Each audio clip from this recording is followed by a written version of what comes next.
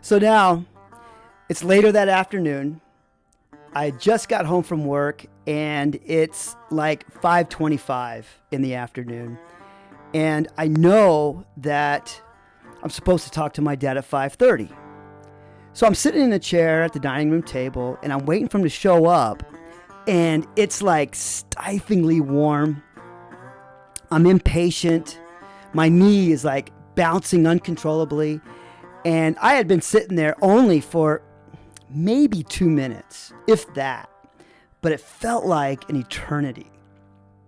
Suddenly, I can hear the door open coming in from the garage. And I know it's my dad. And I've got this serious attitude. I mean, I'm slouched down kind of like this, as far as I can in the chair. And I've got this forced scowl on my face. And I'm trying to give off just as much attitude as I possibly can. But at the same time, my heart is pounding because I'm thinking to myself, what is this all about? I mean, earlier that morning, he comes into my room at like 4, wakes me up out of a dead sleep, and tells me that we have to talk at 5:30 at the kitchen table about something, but doesn't tell me what it's about, and then leaves. So millions of scenarios are going through my mind, but honestly, I have no idea what he's got to say to me. And all my 18-year-old mind can do is think, what did I do? I mean, what is this about? Am I in trouble? But I'm also thinking I haven't done anything that would get me in quote unquote trouble. I mean, I haven't gotten caught. So what's the problem? And I'm thinking to myself, if he gives me any attitude, man, I'm just going to give it right back. But also, while I'm thinking that, I'm also justifying to myself how great of a son I am. I mean, I'm like, man, I got a part-time job. I'm always on time. I'm responsible. I mean, I'm paying for my car. I'm paying for my insurance. So what if I'm out every night, if I'm not coming home, I'll call them, give them a courtesy call and say, hey, you know what? I'm not coming home. I'm here. I'm safe. What a great kid I am. So then I can feel my dad's presence behind me, and he sits down next to me at kind of like a 45-degree angle. And the first thing he says is, sit up, son. And so I sit up a little bit just to kind of show him, I'm listening, but then I kind of slouch back down to give off the attitude and stuff. And as he sits down, he kind of folds his hands in front of him and puts them on the table. And he looks right at me and he says, your mom and I have been pretty easy on you after graduation. But now we feel it's time.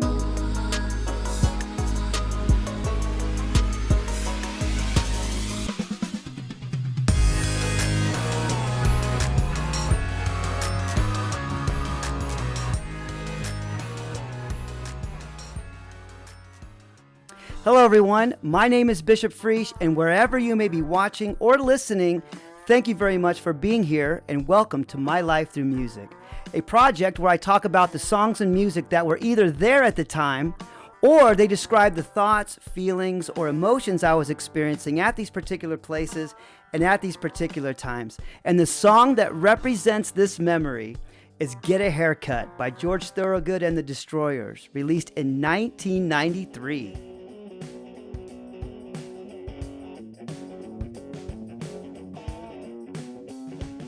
How cool of a song is this, man? I mean, it's got that blues rock riff. He's using the slide to give it that loose, messy sound that gives off just so much attitude that the song really needs, And here he is, he's talking about being a rebel and sitting in your bedroom, listening to records all day, which I can totally identify with. Growing up and becoming all the things that his parents warned him about, which is another thing I can identify with. Partying all night and sleeping all day, which is another thing I can identify with. and getting a job, you know. And I remember, speaking of George Thorogood, I remember when I saw him for the very first time, and it was on MTV. And it was the first time I really actually saw somebody using a slide with a guitar, and I thought it was just so cool. And I think I was probably, I want to say 12 and a half. And do you remember the video for Bad to the Bone? Oh my gosh, man. I thought that was so cool. I mean, he walks into this pool joint, right? And he's got a guitar case, and he sets it on the pool table, and he opens it, but there's not a guitar in it. It's a pool cue. And at the end of the video, the coolest part is that when he shoots the 8-ball, and he's going for the corner pocket, and it gets right to the edge, and then it stops for just a second. But then George Thorogood, he takes a cigar and drops some ashes on the floor, and it makes the 8-ball go in. Oh, dude, I thought that was so cool. Still do, man. Okay, so back to the story. So my dad and I were sitting at the kitchen table, as I just mentioned, and he's saying to me, you know, your mom and I, we've been pretty easy on you after graduation. You basically partied and goofed off your whole senior year. And I don't think he used goofed off, but you barely graduated. And, you know, we've been easy on you. We've given you a chance to have fun this summer, hang out a little bit. You know, you've been going to concerts, you've been going up north, you've been partying with your friends, you've been doing everything you wanted to do, and we haven't said anything. And we feel now that it's time for you to become more responsible. And as he's talking, his voice just starts to kind of slowly blur and fade off into the background, into these, you know, trippy, incoherent, echoey sounds. You know that state of mind where you're in a conversation with somebody, but your mind is quickly drifting off and you're really not listening anymore? I mean, you could see their mouth moving, but you're deep in your own thoughts and you can't even hear them anymore because you're having a conversation in your own mind with yourself. Well, that's where I was at that point. But then a couple of seconds later, I kind of start bringing myself out of the dreamy state, and I get jolted back into the conscious moment right at the time when his words are cutting through my mental fog, and I can hear him say, "So we've decided to give you two options. Option number one, you get enrolled into college immediately, and you take a full load of courses, and you can stay here all the way up until you get a bachelor's degree. All you have to do is continue to pay for your car, pay for your insurance, and pass all of your classes." And so I'm sitting there, I'm like, wait, but I don't want to go to college. You know, I'm thinking to myself, I never wanted to go to college. And so I say to him, you know, with all the attitude I can muster, I'm like, well, what's option number two? And without skipping a beat, and with the same exact demeanor and disposition he laid out option one with, he calmly says, option two? Oh, it's very simple. You can get a full-time job. You can pay for all of your own expenses, and you can find your own place to stay. And in 30 days, you are going to have to leave. And I was like, whoa, what? What are you talking about? And so I sat there for like 10 seconds, you know, and, you know, I'm angry, I'm confused, I have no idea why this is coming at me, you know. And then I did the only thing I could think of, and I jumped up out of the chair, and I spun around, and I grabbed the back of the chair because I was so mad and I didn't have anything else to grab onto. And I said, well, how about option number three? I'm just going to go join the military. And then I started walking down the hall towards my room, and that's when my mom comes out of the kitchen. She was in the kitchen, probably eavesdropping, but she was pretending to cook dinner, you know. And she gets up behind me and she goes, Bishop Charles, you get back here right now and you sit down. So I stop. I look up and I roll my eyes, and, you know, I think to myself, man, you can't say no to mom, you know, especially when dad's right there, you know. So I walk back into the dining room, and my dad has this smirk on his face, almost like he was going to break out and start laughing at me. And he points to the chair and he says, sit down. And so I sit down and I'm looking at him, and he does kind of start to laugh a little bit. I mean, I could see he's trying to hold it in, and I could tell that he doesn't want to laugh, but he can't help it. And then he says to me, the military? And I was like, yeah, you know, I've been thinking about it. I've been talking about it. And he says to me, he says, you don't need to go into the military. Why go into the military when I'm offering you a deal of a lifetime? And I'm like, a deal of a lifetime? What are you talking about? You know how much I hate school. I was just in school for like the last 12 years. I don't want to go back to school, and I never did want to go to college. And then he starts to tell me and explain to me, you know, how college is different, and it's geared, you know, more towards adult living and this and that.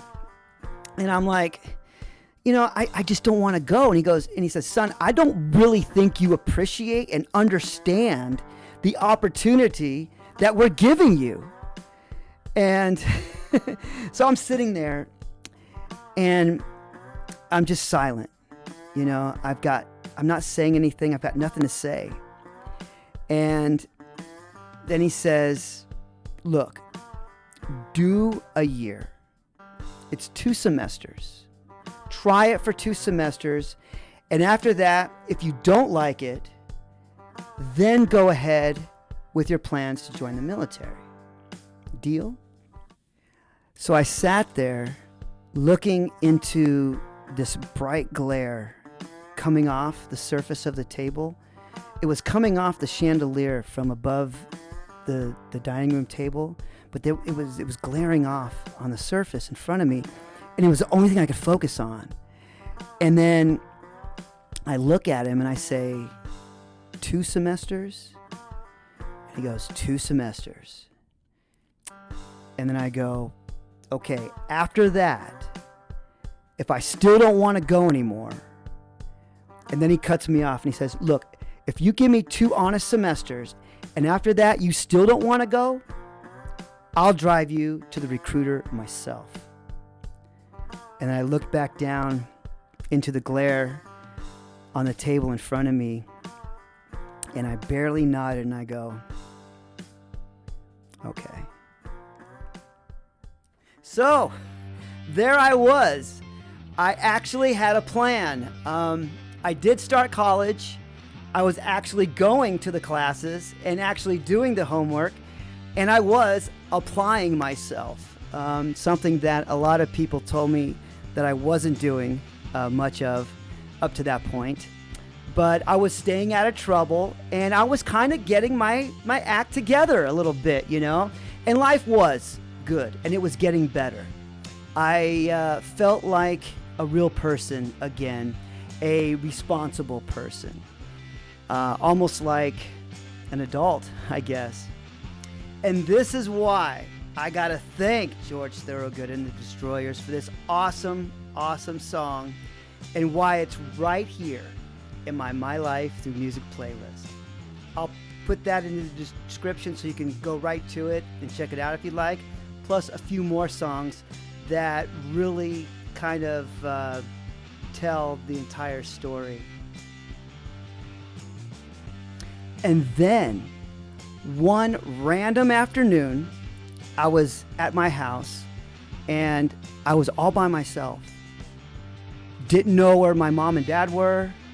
Didn't know where my brother was.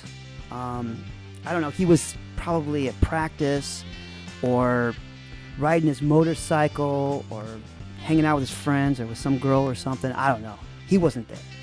And it was like, oh, the house to myself.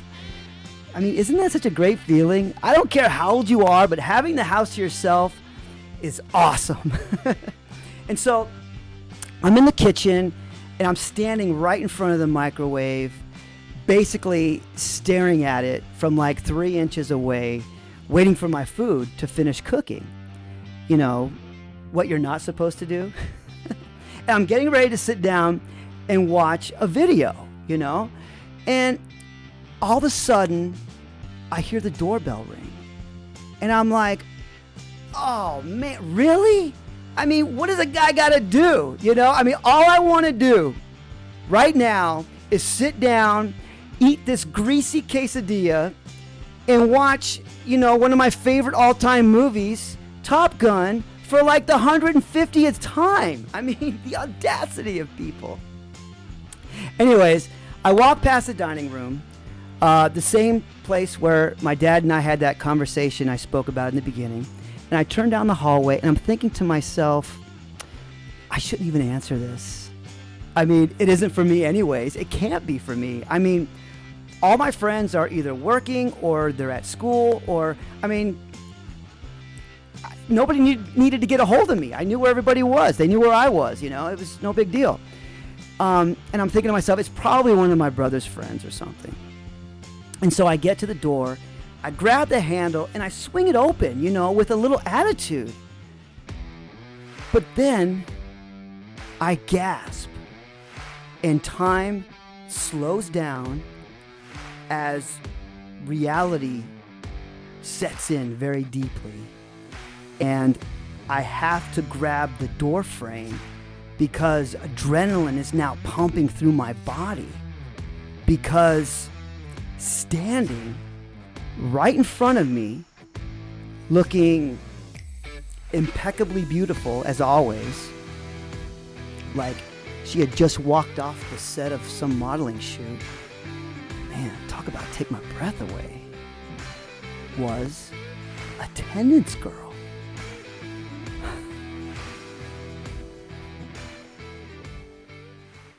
I'll be talking about what happened after that the next time I talk a little more about my life through music.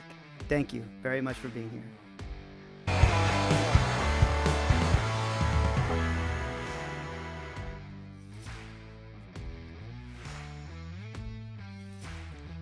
And I sat there, and all I could do was stare at this glare that was coming up from the table. It was shining off. It was glaring. I sat there looking at this bright glare coming off the table from the shine.